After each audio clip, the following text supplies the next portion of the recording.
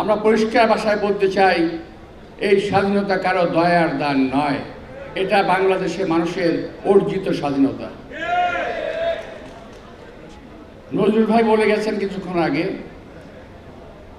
যে উনি খুব গর্ব করেন এই বিষয়টা নিয়ে। আমি সেই গর্বের কথা বলতে চাই না, কারণ আমিও সেই গর্বের একজন অংশীদার। সুতরাং আমি কথা রিপিট করতে চাই না। তারপরেও চলেই আসবে।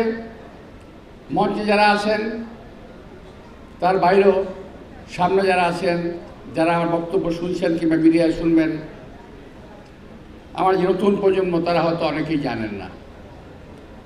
তারা আজকে গল্প শুনতে চান না, ইতিহাসও পড়েন না। শহীদ রাষ্ট্রপতি জিয়া রহমান দেশের স্বাধীনতা ঘোষণা দিয়েছিলেন, এ কথা তো সত্যি। এবং ঘোষণা দিয়ে উনি কি ঘুমিয়েছিলেন? উনি কি করেছিলেন? উনি যুদ্ধ করেছেন। এবং বাংলাদেশে যে কটি সেক্টর ছিল, এটা আমার অবশ্য আমি নিজে দেখি নাই, এটা আমি শুনেছি।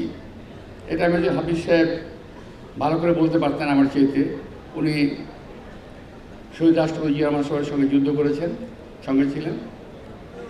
সকল সেক্টর কমান্ডারদের অফিস ছিল ভারতের সীমানার ভিতরে। একমাত্র শহীদ রাষ্ট্রপতি জিয়া রহমানের অফিস ছিল বাংলাদেশের অভ্যন্তরে।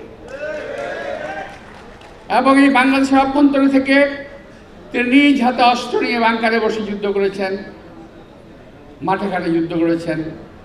আমরা তার আজকে গর্বিত সৈনিক। বাংলাদেশে যে কজন লোক এখন পর্যন্ত বেঁচে আছেন, তার মধ্যে আমি অন্যতম একজন।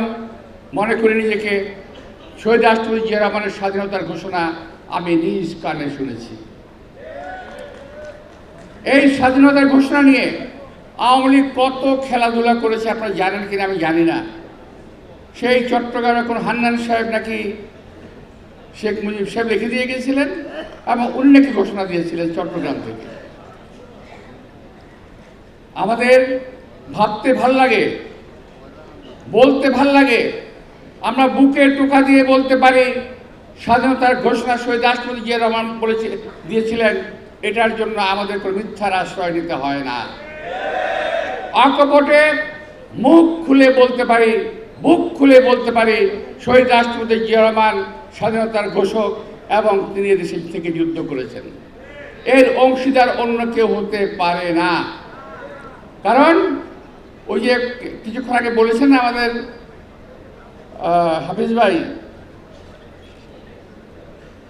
থিয়েটার রোড আর থিয়েটার এবং সার্কাস এই দুটোই করেছেন ভারতে বসে বসে আওয়ামী লীগের লোকেরা। আর এই দেশের মানুষ এই দেশে বসে যুদ্ধ করেছে।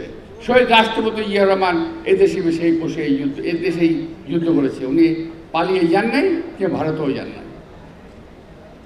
প্রিয় ভাইয়েরা, স্বাধীনতার বহু বছর পর শহীদ রাষ্ট্রপতি জিয়া রহমানের নাম নিশানা বাংলাদেশের মানুষের মন থেকে মুছে দেওয়ার জন্য আওয়ামী লীগ প্রকল্প গ্রহণ করল।